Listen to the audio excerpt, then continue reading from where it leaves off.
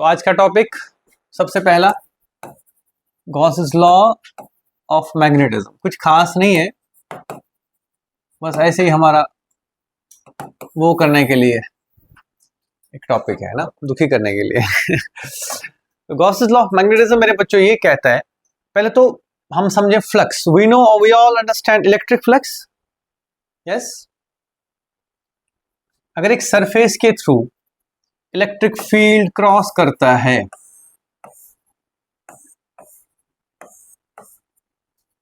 उसमें से परपेंडिकुलर कितना जा रहा है उसको हमने डिफाइन किया था as electric flux. The amount of field that crosses an area normally perpendicularly. Clear है कि नहीं?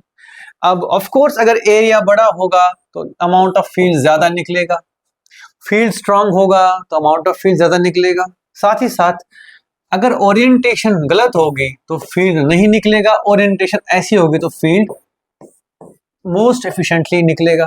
तो तीनों चीजें मिलके हमने फ्लक्स डिफाइन किया था, ई डेल्टा एस कॉस थीटा। याद आया? या डेल्टा ए जो भी है, यानी कि ई डॉट ए, अगर आपको याद हो ये चीज।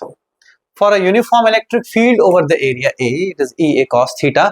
ध्यान रहे बच्चों, theta is the angle between the normal and the electric field. में इलेक्ट्रिक फील्ड इसलिए बोल रहा हूं बिकॉज हमने ये पढ़ा है, ठीक है? That was electric flux. The same is the case with magnetic flux, ठीक है कि नहीं? इलेक्ट्रिक फ्लक्स में हम ये भी कहते थे it is proportional to the number of field lines crossing. सही बात है कि नहीं? याद है कि नहीं? ओके, नहीं याद है? Okay, proportional to the number of field lines, not equal. Number of field lines depend करता है कौन कितना शार्प पेन यूज करे, लेकिन प्रोपोर्शनल है, आपको रिलेटिव आइडिया मिल जाता है, ठीक है कि नहीं? That was electric flux.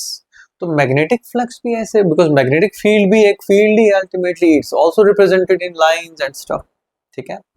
तो we say magnetic flux is there. Yes, magnetic flux is there. तो if I define magnetic flux through an area, so I would say magnetic field crossing normal to it, the amount of magnetic field crossing an area perpendicular। अगर field perpendicular नहीं है बेटे तो हम उसका component लेंगे, let's say B perpendicular. सही बात है कि नहीं? तो मैं लिखूंगा magnetic flux phi B is equal to B perpendicular into A. Okay, यानी कि इस एरिया के परपेंडिकुलर, ठीक है कि नहीं? अगर ये एंगल मेरे बच्चों थीटा है, ये नॉर्मल वेक्टर एन है, ये बी है, तो we could say it is B dot A. खास बात ये है कि अगर पीसेस हुए हैं, अलग अलग मैग्नेटिक फील्ड है, सेम नहीं है, तो हम ये फ्लक्सेस ऐड कर सकते हैं। क्या कर सकते हैं? ऐड करने का मतलब integration B dot D A. कुछ याद आ रहा है कि नहीं? यहां पे गोला नहीं लगाया है ना, I am not talking about simply close surface, any surface. आप नोट कर सकते हैं डेफिनेशन ऑफ मैग्नेटिक फ्लक्स, ठीक है? टफ तो नहीं लग रहा किसी को? कनिष्क ठीक है? कृतिका ओके बेटे, ठीक है बच्चे, शाबाश, ठीक है?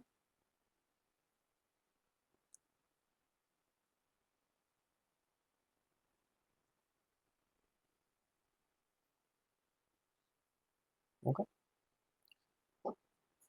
अगर क्लोज सरफेस हो तो फ्लक्स को कैसे लिखते हैं? ऐसे। This is just language, mathematics, way of writing things without having to write a lot of English, of course।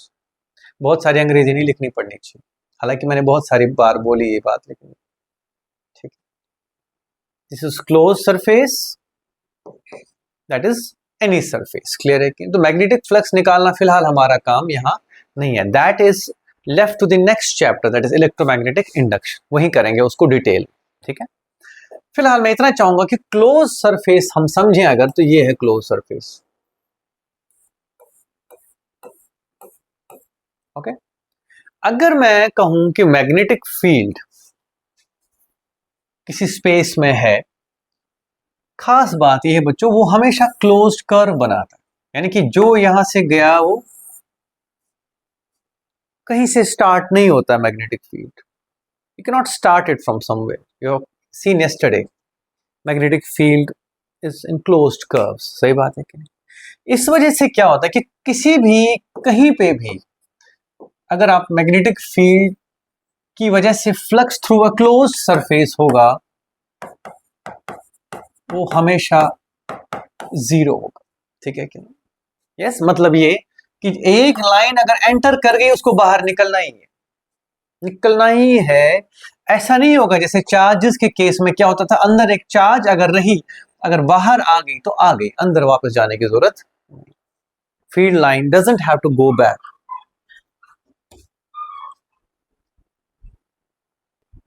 Okay, so what I am saying is, क्या हो गया था, अच्छा तुमने बोला कि नहीं कॉल आया था।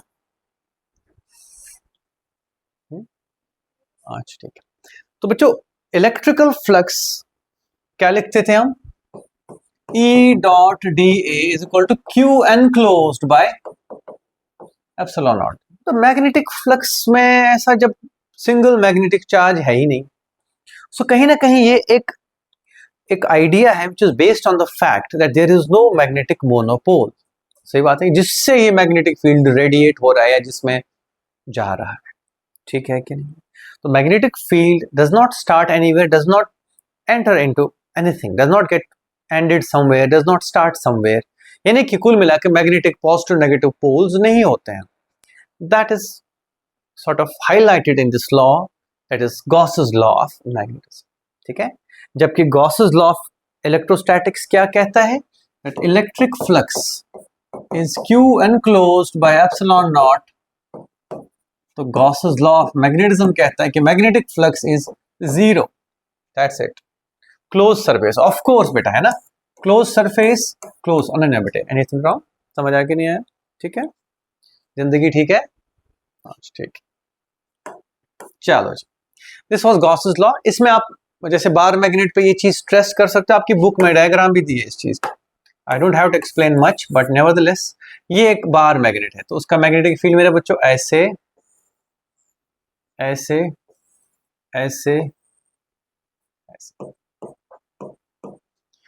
अगर मैं यहाँ पे कहीं पे भी कोई भी सरफेस बनाऊं जो क्लोज सरफेस, सपोज ये बनाई मैंने क्लोज सरफेस, देखो 4 लाइनें अंदर आई और 4 लाइनें बाहर गई, नेट जीरो, सही बात है कि ओके। अगर आपको और डिटेल में समझना है, समझ आया कि नहीं आया, अच्छे से समझ आया, ठीक है। यहां पे बनाओ, लेट्स से यहां पे बनाओ, घुमा फिरा के, ध्यान देना, 2 लाइनें अंदर आई और 2 बाहर गई, इन देन आउट, देखो यहां से निकली यहां से घुसी, कुल मिला कुछ कहीं भी बनाओ तो कहीं भी, मैं बहुत अजीबो गरीब सरफेस बनाना चाहूंगा, ठीक है। तो ये मैग्नेटिक फील्ड लाइन ऐसे आ रही है, देखो यहां पे इन और यहां पे out, it's only qualitative for us to understand, ठीक है कि नहीं, we are not proving anything और व्हाट, ठीक है। कई बार क्वेश्चन आता है बेटे ऐसे कि जी एक फ्रस्टम है, क्या है, और यहां से यहां यूनिफॉर्म मैग्नेटिक फील्ड क्रॉस कर रहा है इसको, मैग्नेटिक फील्ड बी है, इसका ऊपर रेडियस आर है, नीचे रेडियस कैपिटल आर, इमेजिन कर पा रहे हो, फ्रस्टम है, ऊपर भी सरफेस है नीचे भी, क्लोज सरफेस बनी ना, ठीक है, ऊपर एक नीचे एक बीच में कर्व्ड सरफेस, समझ पा रहे हो कि नहीं मेरे बच्चे, ठीक है। अनन्या बेटे कुछ लिख रहे हो तो लिख लो, फिर क्वेश्चन बताता हूं, ओके। हमसे पूछा जा रहा है what is the flux, magnetic flux through this curved portion, ठीक है। तो हम ध्यान से देखें, अगर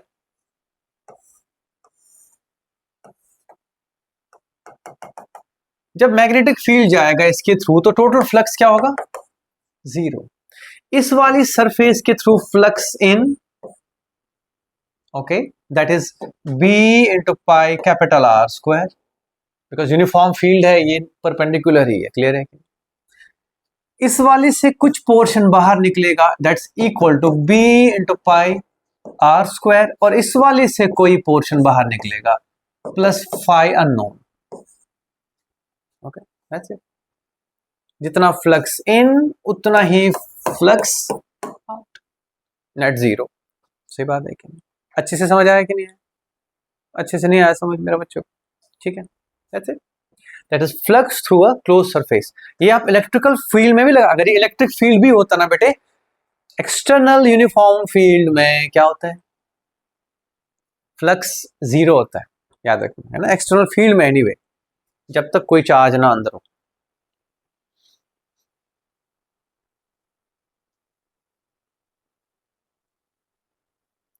तो ये हो गया Gauss's law of magnetism. If you want to read about it more, you can go through the book, और ज्यादा करने की जरूरत नहीं है।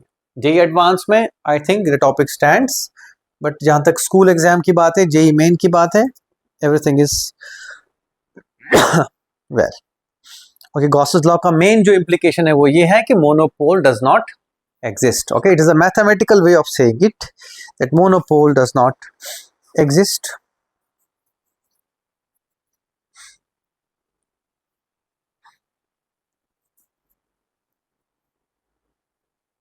तो क्या क्या पढ़ा हमने? Gauss's law of magnetism and magnetic basic of magnetic flux, ज्यादा कुछ नहीं। मैग्नेटिज्म ऑफ मैग्नेटिक फ्लक्स का तो अभी हमने बात नहीं की, ठीक है क्या नहीं? हो गया? Now is the part of material behaviour, यानी कि मैग्नेटिज्म एंड अगला क्या था उसमें? मटीरियल्स। ठीक है, तो मटीरियल्स का क्या बिहेवियर रहता है under magnetic field and stuff, ठीक है क्या? बस मैं इतना ही बताना चाहूंगा आप लोगों का बच्चों कि मटीरियल मैग्नेटिज्म जो हमने पिछले चैप्टर में लास्ट में बोला था, इंट्रिंसिक मैग्नेटिक मोमेंट, यानी कि जो इलेक्ट्रॉन्स हैं उनकी मैग्नेटिक मोमेंट्स होती हैं, लेकिन जनरली किसी भी मटेरियल में दे आर डिसओरिएंटेड। ठीक है, दे आर डिसओरिएंटेड। ऐसे सोचो, अगर एक डायपोल है, इसकी वजह से फील्ड पता है ना आपको कितना है, किस तरह का है? ऐसे निकला, ऐसे वापस आया, ऐसे वगैरह वगैरह, so on and so forth। सही बात है। तो there is a magnetic field due to a single dipole, लेकिन जब बहुत सारे डायपोल्स एक मैग्नेटिक एक मटेरियल में हैं, तो they generally cancel out. That's why most of the materials are non magnetic in nature. Clear है कि नहीं? समझ आ रही है ये बात कि नहीं? जैसे आप कोई भी मेटालिक पीस ले लो, वो मैग्नेटिक तो नहीं, मैग्नेट तो नहीं है ना, वो ऐसे ही पड़ा है। जैसे स्टील का रॉड है, या कोई भी आप लोग, आपके हाथ में कील है, पेन है, आपकी घड़ी है, okay, everything is non magnetic in nature. ठीक है कि नहीं? They don't have their magnetic field. वजह क्या है? रैंडमनेस। लेकिन हमें यह भी पता है कि जैसे ही बाहर का फील्ड स्विच ऑन करोगे, ये क्या करेंगे? They will try to align. अब गड़बड़ ये है मेरे बच्चों, ध्यान से देखना, ये एक मटेरियल है, ये उसके डायपोल्स हैं,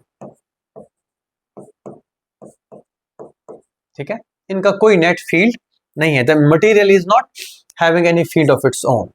फाइन, बहुत बढ़िया। अगर हम ऐसे देखें, डायपोल्स यूं ही अगर रखता मैं, इनका भी कोई फील्ड नेट नहीं होता। सही बात है कि नहीं? अगर मैं डायपोल्स अलाइन करके रखूं, they will definitely make a sort of bigger dipole and produce magnetic field like this। सही बात है कि नहीं? ठीक है, that means अगर ये सिर्फ अलाइन हुए, they will still have their magnetic field। सही बात है। तो अगर एक मटेरियल को हम बाहर से मैग्नेटिक फील्ड बी नॉट लगाते हैं, क्या लगाते हैं? what will happen to these dipoles? they will align, they will, उससे क्या होगा? मैग्नेटिक फील्ड स्ट्रेंथन होगा या वीक होगा? स्ट्रेंथन होगा। अगर आपको ध्यान हो बेटे, इलेक्ट्रिक फील्ड वीक हो गया था, याद करो, याद करो फिर से। एक मीडियम में इलेक्ट्रिक फील्ड कमजोर होता है, जबकि एक मीडियम में मैग्नेटिक फील्ड एनहांस हो रहा है। जनरली, मैंने नहीं बोला हमेशा, मैंने ऐसे मीडियम में बोला जो अरेंज हो रहा है। ठीक है क्या? Just a moment. तो मैं ये कह रहा हूं बेटे कि मैग्नेटिक फील्ड एनहांस होता है, और इलेक्ट्रिक फील्ड रिड्यूस होता था। अगर मैं याद दिलाना चाहूं तुमको, डाइलेक्ट्रिक कांस्टेंट मैंने डिफाइन किया था, it is the number by which the field gets reduced. यहां पे भी एक ऐसा ही कांस्टेंट है, उसको बोलते हैं रिलेटिव परमेबिलिटी। जिस तरह से इसको रिलेटिव परमिटिविटी बोलते थे, लेकिन इलेक्ट्रिकल परमिटिविटी रिड्यूस करती है फील्ड को, मैग्नेटिक परमेबिलिटी परमेबिलिटी, वहां परमिटिविटी, यहां परमेबिलिटी। आगे पढ़ेंगे डिटेल में, इसको कोई दिक्कत नहीं, डिराइव भी करेंगे इसको, लेकिन पहले समझो हो क्या रहा है। ऐसा भी कई मटेरियल्स में होता है, ध्यान से बच्चों, कि ये जो डाइपोल्स है ना, ये उल्टा अलाइन होते हैं। क्या होते हैं? उस केस में फील्ड रिड्यूस होगा। समझ पाए मेरी बात की नहीं? सो जहां पे ये काफी ज्यादा अलाइन हो, सच मटेरियल्स आर फेरोमैग्नेटिक। जहां ठीक ठीक अलाइन हो, दे आर पैरामैग्नेटिक। जहां उल्टा हो, दे आर डायमैग्नेटिक। बिहेवियर समझ आया? और बहुत कुछ बताना मैंने, ट्रस्ट में, है ना, टेंशन मत लो। लेकिन पहले एक चीज मन में बिठाओ कि हम जा कहां रहे हैं। We are trying to understand how the material behaves under the influence of external field. समझ आया मेरे बच्चों को? पक्का? टफ तो नहीं लगा बेटे? ओके। तो ये जो बी नॉट लगाया आपने, एक तो ये है, और साथ ही साथ इसने क्या करना अपना, it will align as well. खास बात ये है, अगर आप बी नॉट हटाओगे ना बेटे, ये कुछ ना कुछ ऐसा ही रह जाएगा। It will continue to have its magnetic field. एक एग्जाम्पल दूंगा मैं। कभी तुम्हारे साथ ऐसा हुआ है कि तुमने मैग्नेट कील पे लगा दी, थोड़ी देर खेला, फिर वो कील दूसरी कील को तब भी चिपकी? ऐसा हुआ? क्या मतलब है उसका? कि आपने एक कील के सामने मैग्नेटिक पीस रखा, मैग्नेट रखा, तो उस मैग्नेट ने उसको अपने हिसाब से अलाइन कर दिया, तो उसका अपना मैग्नेटिक फील्ड जनरेट हो गया। जो मटेरियल का था वो अलाइन होकर रह गया, वो कील मैग्नेटाइज हो गई एक तरह से। Now that nail acts as a magnet further, although it's not as strong. ठीक है कि नहीं? ओके, समझ गए कि नहीं? हाँ या ना? दैट मीन्स कहीं ना कहीं ध्यान से देखो कि हम ये जो अलाइनमेंट है, इससे दिमाग लगा सकते हैं कि एक मटेरियल में कितना अपना मैग्नेटिक फील्ड हो सकता है। सही बात है कि नहीं? हाँ या ना? एक तरह से पोलराइजेशन समझ लो इसको, ओरिएंटेशन समझ लो एक तरह से। सही बात है कि नहीं? तो let's define something known as magnetization. सबसे पहले ओके, मटेरियल मैग्नेटिज्म में हम सबसे पहले क्या समझेंगे बच्चों? बिहेवियर समझ आ गया? हाँ या ना मेरे बच्चों को? बिहेवियर क्लियर है? अब पाथ क्लियर है, तुम्हें समझ है कि चलो अब मैथमेटिकली समझना है इसको। Magnetization is nothing but dipole moment, net dipole moment पर यूनिट वॉल्यूम। ओके,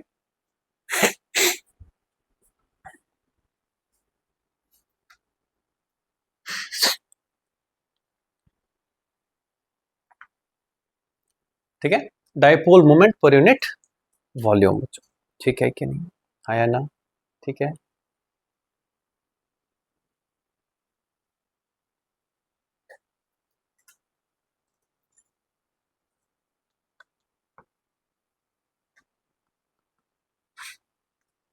सिंपल सी बात इसमें यह है, बहुत सिंपल लॉजिक है कि जितना नेट डाइपोल मोमेंट ज्यादा होगा उतना मटेरियल मैग्नेटाइज्ड होगा। आप बोलोगे कि सर ऐसा क्यों होता है कि सब एक डिग्री पे नहीं होते हैं, सबके डाइपोल सेम तरीके से अलाइन नहीं होते हैं।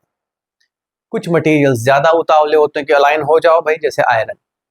कुछ मटेरियल्स ऐसे होते हैं जो हल्का सा करते हैं, जैसे वाटर में भी, या सम पैरामैग्नेटिक मटेरियल्स। क्लियर है कि नहीं? समझ गए कि नहीं बात को? This is magnetization. It is a direct measure of the amount of magnetic field the material already has, the amount of magnetization it has. ठीक है कि नहीं बच्चों? सपोज कोई मटेरियल है जो कुछ भी, जिसका कुछ भी नहीं है, उसका मैग्नेटाइजेशन जीरो। समझ पाए मेरी बात की नहीं? सपोज आपके हाथ में सिंपल इवन आयरन पीस भी है, what is its magnetisation? Zero. There is no net dipole moment. तुम कहां से सोच रहे हो? अगर होगी तो उसमें मैग्नेटाइजेशन होगी बेटे। समझ पाए मेरी बात की नहीं? यस और नो? गुड। लेकिन ये magnetisation it depends on external field. सही बात है कि नहीं? है ना? ऑफ कोर्स जितना बाहर से फील्ड होगा उतना शायद हम अलाइनमेंट ज्यादा एक्सपेक्ट करते हैं। ठीक है, तो the magnetisation depends on external field as well. ये ध्यान रखना, M is affected by B not. और मेरे बच्चों, अगर हमें अब एक मटेरियल के अंदर टोटल फील्ड निकालना है, total field B is equal to, एक तो एक्सटर्नल जो हमने फील्ड लगाया था जिसके थ्रू हमने ये अचीव कर लिया, plus the internal induced field या मटेरियल कह लो इसको।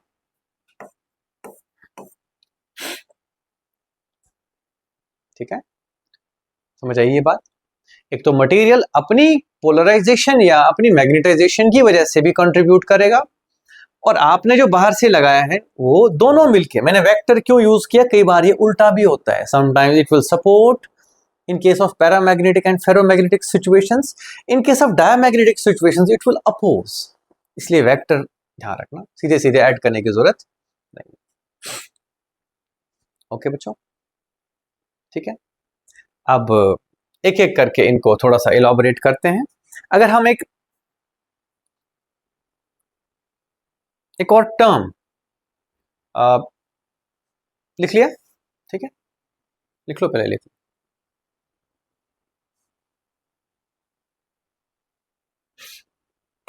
अगर सोलेनॉइड की बात करें, अगर हमारे पास एक एयर कोर सोलेनॉइड है जिसमें हमने मटेरियल अभी नहीं रखा है, तो I can write B naught is equal to mu naught N I. सही बात देखिए, ठीक है।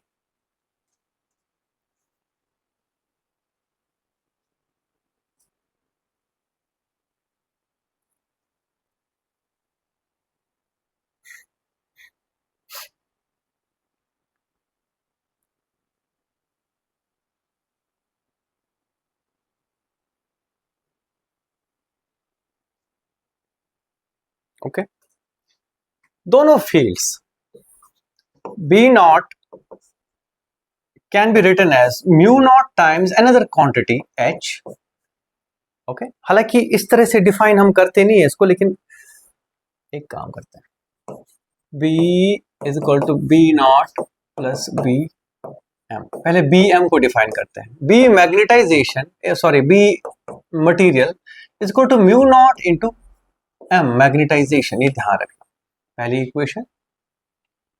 ओके, तो कुल मिला के मेरे बच्चों magnetisation is equal to B material by mu naught, ये एक होगी। There is another quantity that is H, it is magnetic या मैग्नेटाइजिंग या मैग्नेटिक इंटेंसिटी, क्या बोलते हैं इसको, इट्स नॉट फील्ड ये, लेकिन उसी से जुड़ा हुआ एक इंपॉर्टेंट वेक्टर क्वांटिटी है। इसका यूटिलाइजेशन लेटर ऑन है, लेकिन हमारे सिलेबस में बहुत ज्यादा नहीं है। H मीन्स दैट मैग्नेटाइजेशन जो कि अगर हम देखें it is B naught by mu naught minus M.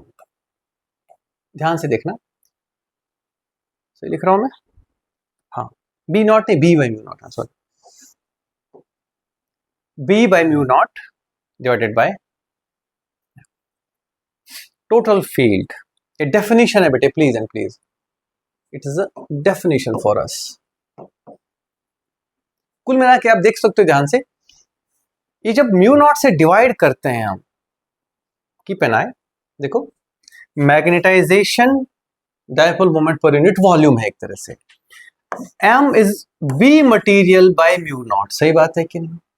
इसी तरह से h is B total by mu naught minus material का मैग्नेटाइजेशन, जो बचा हुआ होगा, जो कि एक्सटर्नल फील्ड की वजह से होगा, वो मैग्नेटिक डायपोल मोमेंट पर यूनिट वॉल्यूम।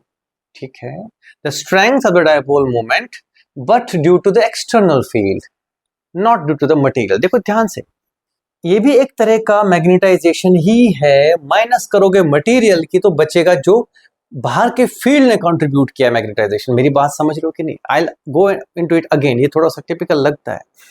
देखो मैं चाहूं तो मैं एक और वेरिएबल यूज करूं, बट वो है नहीं सिलेबस में। मैं कहूंगा ठीक है यार, एक जब हम एक मटेरियल के ऊपर बाहर का फील्ड लगाते हैं, बी नॉट लगाते हैं, उसकी वजह से एक फील्ड बी जनरेट होता है। क्या होता है? Field B. ओके, अगर हम देखें ये बी एक तरह से सारा का सारा ड्यू टू सम डाइपोल्स, क्योंकि ओवरऑल डाइपोल जब अलाइन होंगे उन सब की वजह से मान लो, तो मैं कहूंगा B divided by mu naught is the total effective dipole moment. सही बात है कि नहीं? बिकॉज हमने M कैसे लिखा था, अभी मैंने लिखा था M is B material by mu naught. समझ आया कि नहीं आया? This is dipole moment due to the material, एक तरह से। यस और नो? मटीरियल का अपना डाइपोल मोमेंट ये है बेटे, right, which is B material by mu naught. मुझे नहीं लगता ये एक तरह का, ये लिखने की जरूरत नहीं है, I just want you to understand is it sort of total effective dipole moment पर यूनिट वॉल्यूम। और अगर आपसे कोई पूछे तो जी बाहर का जो फील्ड है उसका क्या कंट्रीब्यूशन है, वो है टोटल में से ये हटाओगे तो बचेगा H, that is magnetic intensity. तो B by mu not, B total by mu not, यानी कि टोटल इफेक्टिव डाइपोल मोमेंट पर unit volume minus material dipole moment पर यूनिट वॉल्यूम। ये नोट कर सकते हो, ये H थोड़ा सा टिपिकल है, ये तंग करता है, बच्चे सोच रहे होते हैं इसका क्या मतलब है। ठीक है, so what is H? It is the dipole moment पर unit volume due to the external field. ठीक है कि नहीं? जो एक्सटर्नल फील्ड अपने हिसाब से इंट्रोड्यूस किया हुआ है। देख पा रहे हो इसको सीधे सीधे? ठीक है, तो कहीं ना कहीं जब हम फील्ड से म्यू नॉट हटा दें तो वो डाइपोल मोमेंट पर यूनिट वॉल्यूम रह जाती है। क्लियर है कि नहीं? ओके, ठीक है, तो summarising this for a moment, ध्यान दो इधर। पहला, B material by mu naught is your M, equation 1। दूसरा, H is equal to B by mu naught minus this M। खास बात यह है B itself is equal to B material plus B external। समझ गए कि नहीं? एक्सटर्नल जो भी आपने डाला और मटेरियल का क्या कंट्रीब्यूशन है। ठीक है, और मेरे बच्चों अगर हम इस इक्वेशन को रीअरेंज करें, B can be written as mu naught H plus M, note कर सकते हो।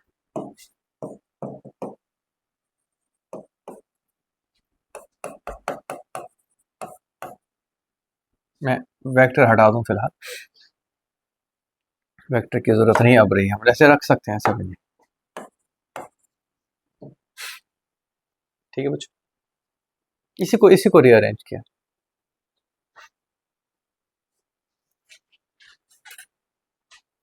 यहाँ पे कुछ रिपीटेटिव वे में याद रखना पड़ेगा बार बार। What is M? It is magnetic dipole moment पर unit volume of the material. Fine, और जब हम बाहर का फील्ड लगाते हैं then there is a material magnetic field and external part of that। Clear है कि नहीं? एक तो मटेरियल का पार्ट है और दूसरा एक्सटर्नल। मटेरियल का पार्ट कनेक्टेड है अपने मैग्नेटाइजेशन से। जितना मटेरियल अपना मैग्नेटाइज्ड होगा उस हिसाब से उसका अपना एक रोल होगा बेटे प्ले करने को। That is M defined as B M by mu naught. खत्म बात। डेफिनेशन है, प्लीज एंड प्लीज, डेफिनेशन। और साथ ही साथ अगर इस मैग्नेटाइजेशन को हम टोटल मैग्नेटाइजेशन से एक तरह से हटा दें तो बचेगा एक्सटर्नल मैग्नेटाइजेशन। सही बात है कि नहीं? This is magnetisation due to the external field, we call it magnetic intensity. क्या बोलते हैं इसको?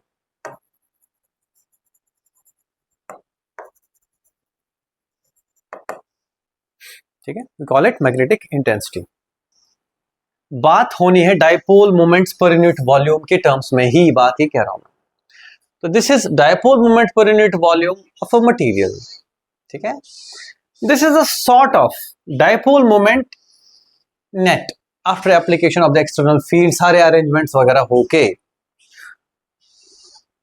एक्सटर्नल फील्ड नेट मतलब due to the external field, उसमें से जब हमने M हटाया तो ये तो टोटल में टोटल मैग्नेटिक डाइपोल मोमेंट से हट गया। ठीक है, तो B is equal to B naught plus B M, पहली बात। दूसरा, B by mu naught minus M gives you H। okay, this is definition, this is the magnetic moment created also contributed by the external field। this is and तीसरी equation क्या थी इसमें, B M by mu naught is equal to M. तो material अपना क्या contribution feel कर रहा है उसके हिसाब से, ठीक है। तो इन तीन से हमने एक इक्वेशन निकाली, B is equal to B naught के बदले मैं क्या लिखूं, म्यू नॉट एच, ठीक है, यहीं से आ जाएगा बाय द वे, यहीं से कर लो, B is equal to mu naught H plus M, this is what I mean, ठीक है। लेकिन ये जो m है ये h पे डिपेंडेंट है, डू यू रियलाइज दैट, क्यों? सोचो सोचो ध्यान से। देखो मटेरियल का जो मैग्नेटाइजेशन है वो ज्यादा होगा जब आप बाहर से फील्ड लगाओगे, तो दैट मीन्स ये डिपेंड करेगा बाहर के फील्ड पे, बाहर की मैग्नेटाइजिंग इंटेंसिटी पे। That means m also depends on h by in its own way as well. ऐसा नहीं है कि m खुद से ही है, जब आप बाहर से फील्ड लगा रहे हो, मैंने कहा नहीं, वो ज्यादा मैग्नेटाइज करेगा इसको। अगर हम आयरन का पीस ऐसे रखें और आयरन का पीस ऐसे रखें बाहर के फील्ड में, इसका m ज्यादा होगा, इसका m तो जीरो ही होगा एक तरह से, बेसिक आयरन पीस का। नथिंग डन एज येट, नया सा आयरन पीस बनवाया हमने, ठीक है, इसका अपनी मैग्नेटाइजेशन तो जीरो होगी। लेकिन जब हम इसको मैग्नेटिक फील्ड में रखेंगे तो इसका मटेरियल का जो कंट्रीब्यूशन है वो दिखने लगेगा एक, और बाहर का जो फील्ड का कंट्रीब्यूशन है वो अलग है। तो कुल मिला के हमारे पास m will be dependent on this h, मेरे बच्चों, ठीक है कि नहीं। और जब m h पे डिपेंड करेगा तो हम चौथी इक्वेशन लिखेंगे, b is equal to mu naught h तो अपनी जगह है, प्लस x h, यानी कि जो मैग्नेटाइजेशन है ये जो है ये m is equal to susceptibility into the external intensity. समझ आया कि नहीं है, ठीक है। मतलब ये जो ससेप्टिबिलिटी का मतलब समझ, ससेप्टिबल मींस कितना ये इसके हिसाब से ढल जाता है, क्लियर। तो अगर हमने एक्सटर्नल इंटेंसिटी h लगाई है, m उस पर डिपेंड करेगा एज दैट ससेप्टिबिलिटी। किसी मटेरियल की ससेप्टिबिलिटी अगर ज्यादा है तो वो ज्यादा मूवमेंट अटेन कर लेगा because of a given h, external magnetic intensity. Clear है कि नहीं, समझ पा रहे हो कि नहीं। h is the external factor, बाहर से जो तुमने फील्ड लगाया उसका एक पार्ट है वो, ठीक है, उसकी इंटेंसिटी है एक तरह से। तो मैं ये कह रहा हूं कि डायपोल का जो मटेरियल का जो डायपोल मोमेंट है वो उतना ही ज्यादा होगा जितना इसका इस पे डिपेंडेंस एक पर्टिकुलर तरीके का, जितने ससेप्टिबिलिटी है। ससेप्टिबल समझते हो, डे टू डे उसमें क्या होता है, कोई इंसान अगर ज्यादा बीमार होता है तो हम बोलेंगे he is susceptible to falling ill, he is susceptible to a particular disease. Clear है कि नहीं। किसी को ज्यादा जुकाम होता है, he is more susceptible to cold than someone else. सही बात है कि नहीं। तो पर्टिकुलर इन्फेक्शन की तरफ एक तरह से उसके हिसाब से ढल जाना, उसमें इन्फेक्ट उलझना, that's susceptibility in day to day language. और मैग्नेटिक इसमें अगर हम बात करें बेटे तो that is something interesting, that is m is proportional, it's equal to susceptibility into h. This is susceptibility of the material. जो मटेरियल जितना ससेप्टेबल होगा वो उतना ही एक तरह से मैग्नेटाइज होगा बाहर के इंटेंसिटी की वजह से। ओके, समझ गए मेरी बात के लिए, यहां तक ठीक है। तो बेटे यहां से आओगे b is equal to mu naught into 1 plus chi बोलते हैं शायद इसको, इंटू h। यहां तक नोट करो।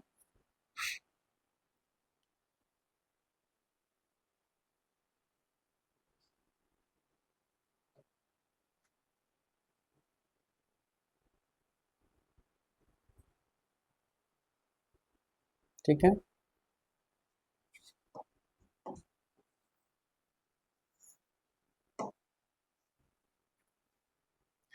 ये जो 1 प्लस दिस इसको बोलते हैं म्यू आर, यानी कि रिलेटिव परमेबिलिटी। तो हम लिख सकते हैं magnetic field in a material is mu naught into mu r into H. और बेटे ये mu naught into mu r को बोलते हैं थोड़ा सा मैं समझाने में लंबा हो गया, ठीक है, बट रिकलेक्ट कर लो अच्छे से। अगर कोई परेशानी है तो will deal with it again.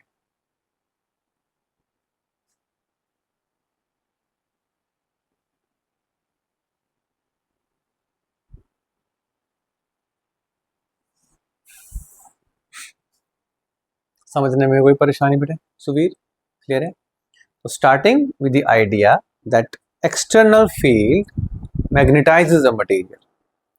तो जो मैग्नेटाइजेशन एक मटेरियल में है वो उसकी अपनी भी नहीं है, ये समझो, पूरी की पूरी अपनी, लेकिन जब अलाइन कर दोगे आप बाहर से तो it will contribute to the overall magnetic environment. Clear? खास बात ये है। अब कुछ मैथमेटिक्स है, मैथमेटिकली अगर आप देखोगे तो total magnetic field is external pure, जब वैक्यूम था और कुछ भी नहीं था, बस एक्सटर्नल फील्ड था। प्लस जब आप मटेरियल इंसर्ट करोगे तो मटेरियल भी अपना आप contribution after getting magnetised, please and please, उसकी जो मैग्नेटाइजेशन हो गई because of that external influence, वो एक्सटर्नल कर रहा है ठीक है, बट ये बात सच है कि है तो डायपोल्स मटेरियल के, उनका जो अलाइनमेंट है वो बाहर की वजह से हुआ है, और भी हो सकता है कुछ कुछ, ठीक है, बट फिलहाल हमें ये मेजर फैक्टर्स हैं, ठीक है। तो हम दूसरा मैग्नेटिक एक्सटर्नल जो मैग्नेटिक इंटेंसिटी है, या मैग्नेटिक इंटेंसिटी सीधे सीधे बोल दो आप, that's equal to total field को अगर म्यू नॉट से डिवाइड करके, यानी कि जो मटेरियल इफेक्ट है वो हटा के जो भी इंटेंसिटी बचेगी, डायपोल मोमेंट पर यूनिट वॉल्यूम ही है ये एक तरह से, fine, but it's an effective way of saying it, ठीक है। It's a lot, it is in a way ये कहने की जरूरत है, आप कह सकते हो कि बाहर के फील्ड को एक तरह से इक्विवेलेंटली मैग्नेटिक डायपोल मोमेंट की टर्म्स में एक्सप्रेस करना, that's it, mu naught into H इसीलिए आया, ठीक है क्या? राइट? अच्छा, एक चीज और नोट कर लिया था, ये नोट कर लिया सारा का सारा, ठीक है। I want to say something more here, अबे यार,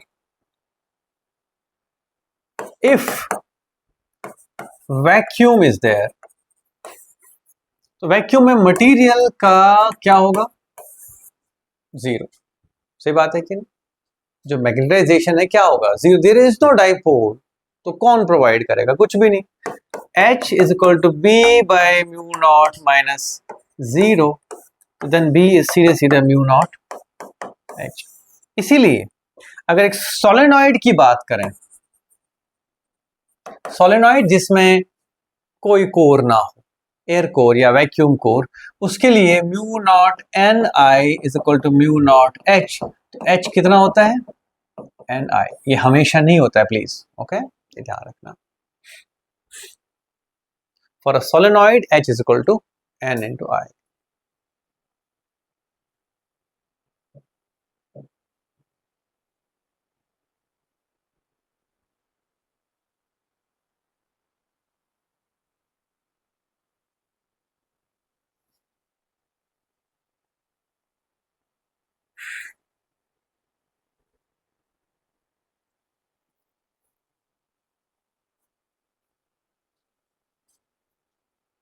ठीक है, रिकलेक्ट रह गया याद? ये थोड़ा सा टिपिकल रहता है, बहुत सारी चीजें लगती हैं, फिर से समझाऊं, अच्छे से समझ आया? ठीक है, तो इसको अगर हम ध्यान से आप देखें, हमने पहले लिखा मैग्नेटाइजेशन, दूसरा लिखा हमने B is equal to B naught plus B material, तीसरा लिखेंगे हम B material is equal to mu naught into M, एक तरह से ऐसे कह लो, और M is equal to B material divided by mu naught. चौथा हम कहेंगे M is equal to susceptibility into H. What is H? H is जो भी टोटल फील्ड में से हमने एक डायपोल मोमेंट एक तरह से इफेक्टिवली, जो एक्सटर्नल फील्ड का कंट्रीब्यूशन है डायपोल मोमेंट्स में एक तरह से, ठीक है कि नहीं, टोटल मैग्नेटिक इंटेंसिटी, मतलब मे बी मैं ज्यादा समझाने की कोशिश कर रहा हूँ, ये समझ लो, it is total field by mu naught minus magnetic moment due to the material, वो हटा के जो भी बचता है वो H कहलाया जाता है, मैग्नेटिक इंटेंसिटी है। यहां तक ठीक है? इस इक्वेशन को रीअरेंज करा हमने, mu naught H plus M is equal to B of the total system, yes और नो। और इस इक्वेशन को यूज करके हम लिख सकते हैं B is equal to mu naught 1 plus x, यानी कि जाई शायद है ना, जाई और जीटा, जाई into H, that is mu naught into mu relative permeability, एक तरह का magnetic dielectric constant, dielectric constant नहीं होता है ये प्लीज, है ना, that's equal two into H, that is mu H। This is field inside a material. इसमें दोनों फैक्टर्स हैं, पहला फैक्टर एक्सटर्नल होगा और दूसरा फैक्टर मटेरियल का कंट्रीब्यूशन भी होगा। This is important. अब आप ध्यान से देख, नोट कर लिया, ठीक है। इसको बोलते हैं रिलेटिव परमेबिलिटी, या आप कह लो इसको 1 plus susceptibility. X is susceptibility, it is the property of a material to get magnetized, simple as that, under the influence of H, external magnetic intensity कितना डायपोल मोमेंट जनरेट करती है, external magnetic intensity कितना dipole moment generate करती है। ज्यादा susceptibility means ज्यादा align करेगी, कम susceptibility means कम align करेगी। एज एन एग्जांपल, आयरन की ससेप्टिबिलिटी ज्यादा होगी या कॉपर की? शाबाश, कौन ज्यादा ससेप्टेबल है अलाइन? आयरन। क्लियर है कि नहीं? तो लोहा ज्यादा ससेप्टेबल है, वो ज्यादा मैग्नेटाइज होता है, ऐसे समझ लो इसको, ठीक है। यहां तक समझ आया कि नहीं? तो इसके बेसिस पे we define materials which are dia, para and ferro magnetic. मैं 2 मिनट में बस बता दूं, मिटा दूं, ये है ना। आई थिंक ये तो नोट कर ही लिया तुमने, ठीक है। ये इक्वेशंस ध्यान में रखना। तो बाकी B is equal to mu naught 1 plus x into H, सही बात है। सोलेनॉइड के लिए Ni होता है, ये बात है, सिर्फ सोलेनॉइड के लिए हमेशा नहीं होता है।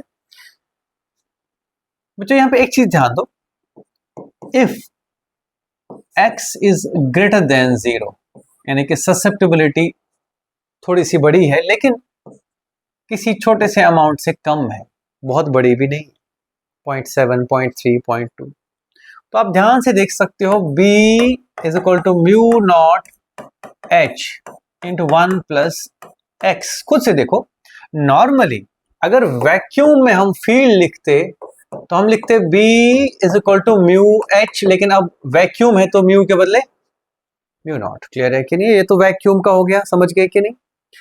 और तो और अगर आप ध्यान दें, जैसे मटेरियल इंट्रोड्यूस किया गया, ये तो हमारा B नॉट हो गया, और इसका क्या?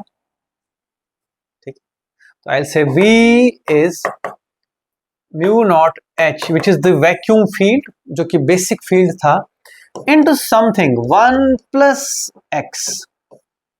अगर ये x 0 है तो ये सीधे सीधे मटेरियल का सॉरी वैक्यूम का फील्ड है, तो है। अगर ये x मोर देन 0 है तो ये फैक्टर मोर देन 1 होगा, तो total field will be more than the vacuum field. सही बात है कि नहीं? नॉट वेरी लार्ज, बट ठीक है, ट्वाइस हो सकता है, 1.5 टाइम्स हो सकता है, सिंपल एज दैट। ये जो फैक्टर है इतने गुना होगा, ये बात इतनी सी, ठीक है। यहाँ पे बड़ी मजेदार बात निकल के आती है, जो हम कह सकते हैं, हम ऐसे लिख सकते हैं, B is equal to 1 plus x into B naught, या it is mu R into B naught. कुछ याद आ रहा है? ठीक है। तो रिलेटिव परमेबिलिटी अगर 1 है तो मटेरियल में फील्ड उतना ही होगा जितना वैक्यूम में है, तो कोई नई बात नहीं है, ये वैक्यूम की ही बात हो रही है, सही बात। अगर रिलेटिव परमेबिलिटी मोर देन 1 है तो मटेरियल में फील्ड मोर देन वैक्यूम होगा, सही बात है कि नहीं? एनहेंस्ड फील्ड होगा। अगर रिलेटिव परमेबिलिटी लेस देन 1 है तो मटेरियल में फील्ड वैक्यूम से कम होगा, सप्रेस होगा। इसको अचीव करने के लिए मेरे बच्चों, म्यू आर की जो वैल्यू है वो 1 प्लस एक्स है, तो x अगर 0 है तो म्यू आर इज 1, x अगर ग्रेटर देन 0 है बट लेस देन 1 है तो mu r is greater than 1 at least, ठीक है कि नहीं? और अगर x बहुत लार्ज है तो then mu r is also very very large. Clear है कि नहीं? This is your vacuum. हाँ, एक और चीज, अगर x नेगेटिव है, क्या है x? लेस देन 0 है, छोटा सा, -0.5, -2, -0.2, -0.3, then mu r is less than 1. ये इंटरेस्टिंग केस है. दैट मीन्स मेरे बच्चों फील्ड क्या होगा, फील्ड का क्या होगा, b is equal to b naught, b is greater than b naught, b is greater than b naught and b is less than b naught. ये case है डायमैग्नेटिक, फेरोमैग्नेटिक, पैरामैग्नेटिक, और ये तो मेरा बच्चा वैक्यूम ही है, उसमें कोई दिक्कत नहीं है. सही बात है कि नहीं?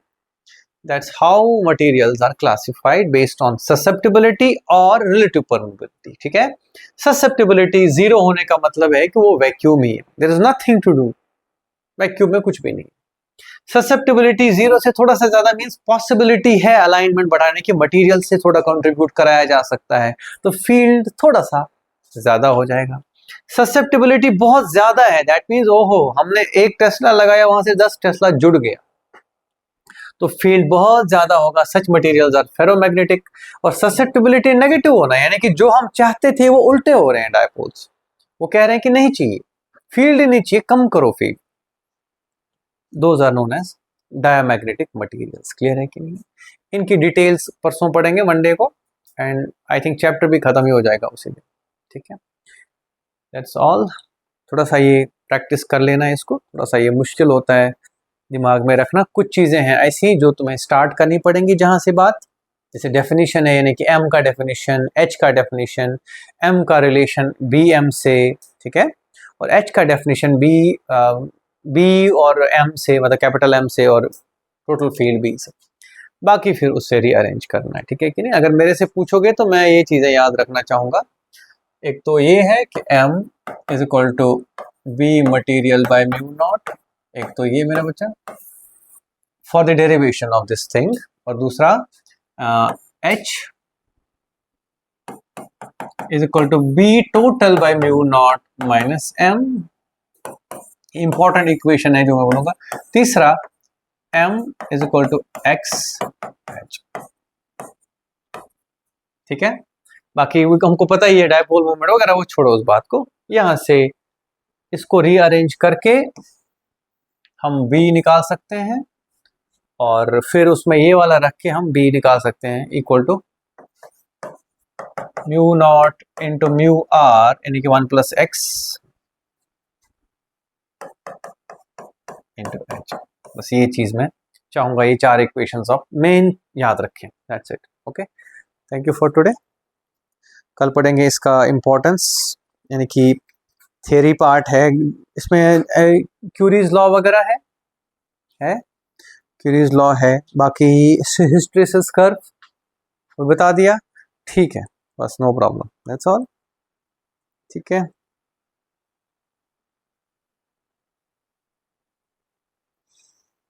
थैंक यू बच्चों, टेक केयर, बाय बाय.